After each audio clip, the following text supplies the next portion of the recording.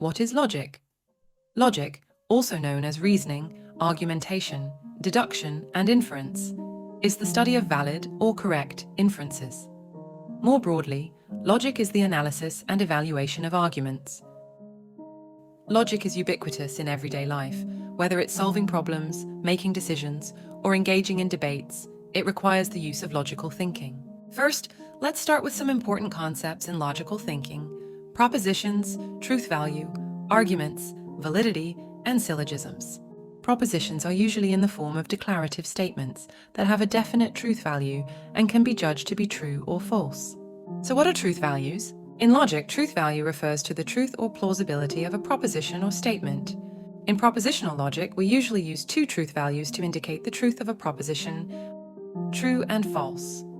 It helps us to evaluate the truth of propositions and to reason logically.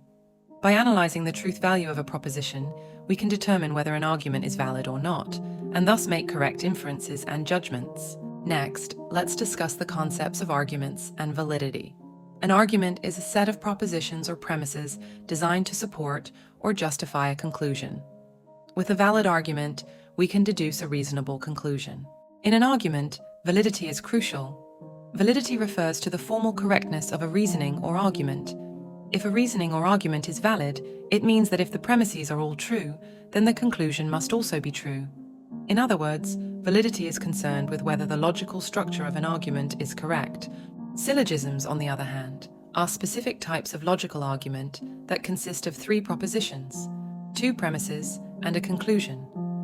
Syllogisms typically follow a standard format, with the first premise stating a general principle, the second premise providing a specific example or case study, and the conclusion logically deduced from these premises. Now that we understand a few of the most basic and important concepts in logic, let's find an example to try to apply. Starting with the two premises, rain causes grass to get wet, and the secondary premise, the grass is wet today, we arrive at the conclusion, the grass is wet. If the premises are true, then the conclusion for the grass is wet ought to be true, meaning that the truth value of this inference is true. Thus, the argument conforms to the form of syllogisms, making the logical structure valid. To follow, let's take a closer look into four main ways in which logic is encompassed as a method of rationalism. They are deductive logic, inductive logic, abduction, and heuristics. First is deductive logic. Deductive logic is a method of reasoning that derives specific conclusions from general principles or premises, using logical rules based on the idea that if the premises are true and the logical rules are correctly applied, then the conclusion must also be true. Deductive logic is characterized by its rigor and determinism, where each step of reasoning strictly follows the rules of logic. It is also an important branch of logic and one of the commonly used methods of reasoning in daily life and scientific research. Let us demonstrate deductive logic with a simple example. If all cats have fur and Mimi is a cat, then we can infer that Mimi has fur. The opposite of deductive logic is inductive logic. Inductive logic is a method of reasoning that derives general conclusions or patterns from specific observations. Unlike deductive logic, the conclusions drawn from inductive reasoning are empirical, and the key is to extrapolate broader patterns from limited observations. Inductive logic finds wide application in fields such as scientific research, statistics, and market analysis, aiding in the synthesis of general principles from observed instances to predict future scenarios or make rational decisions. However, since conclusions derived from inductive logic often carry a degree of uncertainty, caution is warranted when applying them. For instance, after observing roosters crowing every morning before sunrise, one might generalize the principle that roosters crow before dawn. Another way of reasoning is abduction. Abduction, also known as reverse or backward reasoning, starts from observed facts to infer a possible cause or explanation. It's like working backward from a known result to find its likely origin.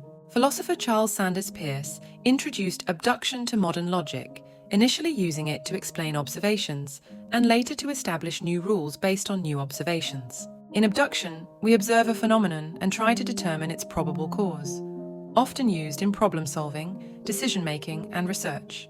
However, abduction doesn't always provide the most accurate explanation because real-life outcomes can be influenced by various factors. For instance, seeing wet grass in the morning might lead us to assume it rained last night, But there could be other explanations.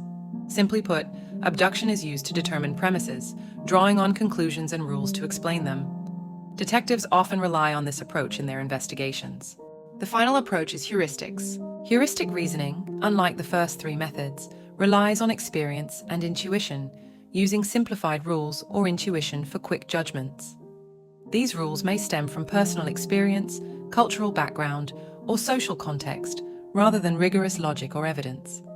While heuristics offer fast solutions, they can also lead to biases or errors due to limited information and mental biases. For example, someone who recently witnessed a traffic accident may overestimate their risk of experiencing a traffic accident soon due to the availability heuristic, the vivid memory of the recent accident affecting his judgment.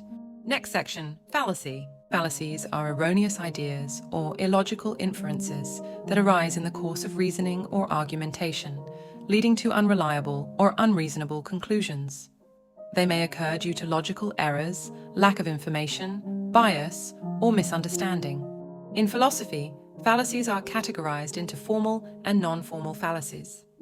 Formal fallacies occur when there is an error in the structure of reasoning, leading to unreliable conclusions. On the other hand, non-formal fallacies occur when there are problems with the content of the reasoning. Formal fallacies are arguments where the structure of reasoning is incorrect. An argument is considered valid if the conclusion will not be false when all the premises are true. Conversely, if an argument conforms to an invalid form of reasoning, it is considered invalid and commits a formal fallacy. Unlike non-formal fallacies, formal fallacies can be recognized by analyzing the structure of an argument rather than its details. The either-or fallacy is a classic of formal fallacies. For example, someone says, "Either you support my views or you are my enemy." This assertion reduces the issue to only two options, for or against. However, this simplified dichotomy ignores other options or compromises that may exist. Another example of a formal fallacy is the denying the antecedent fallacy. For example, an assumption is made that if it rains today, then the roads will be wet. Then, it is incorrectly inferred that it is not raining today, so the pavement will not be wet. This inference ignores the possibility that the likelihood of wet pavement could be caused by other factors than just rain. Therefore, it is a fallacy that negates the premise. Unlike formal fallacies, which stem from errors in argument structure, non-formal fallacies are caused by content or contextual problems in the reasoning process. These fallacies typically involve ambiguous language, incoherent reasoning, and missing or misinterpreted information leading to unreliable or irrational conclusions, and therefore require careful analysis and critical thinking in order to be effectively identified and resolved. For example, ad hominem. Ad hominem is Latin for against the man, not against his point of view, and is the replacement of logical arguments with offensive language that has nothing to do with the truth of the matter and prevents good reasoning. Biden actually has a sweet tooth and is clearly unfit to be president of the United States. Instead of directly addressing Biden's political views or abilities, it attempts to call his qualifications into question by mentioning his personal preference, a fondness for sweets. This is a classic ad hominem fallacy. Another example is red herring. Some arguments that seem to be relevant but have actually gone off topic and distracted the debater are called red herrings. This tactic is used when someone doesn't like the topic at hand and wants to take a detour to an easier or safer discussion. Red herring arguments, while relevant to the issue, are not relevant enough to contribute to a serious discussion and serve to confuse and distract from the issue rather than clarify and focus the issue. Here is an example of the classic red herring fallacy. Parent tells child he has to finish his homework before he can go out to play. The child replies, "But why do I have to do my homework? Tommy never has to do his homework before he plays." In this example, instead of getting the task done, the child turns his attention to other people's behavior and tries to avoid doing homework by referring to Tommy's habits. Another example of a non-formal fallacy is confirmation bias. Confirmation bias happens when people favor information that supports their beliefs, ignoring anything that contradicts them. For example, someone who thinks eating fruits boosts health might remember feeling energetic after eating fruits, but overlook times when they felt sluggish. They might also accept articles praising fruit benefits while ignoring those suggesting otherwise. In simple terms, philosophical logic is like a toolbox for thinking and reasoning. It helps us understand and judge arguments, like whether they're true or not, and how they're put together. There are different ways we can use this toolbox, like deduction, induction, abduction, and heuristics, each with its own tricks for problem solving. But we also need to watch out for mistakes, called fallacies, which can trip us up in our thinking. Learning about these mistakes helps us make stronger arguments and think more clearly. Thanks for watching this video.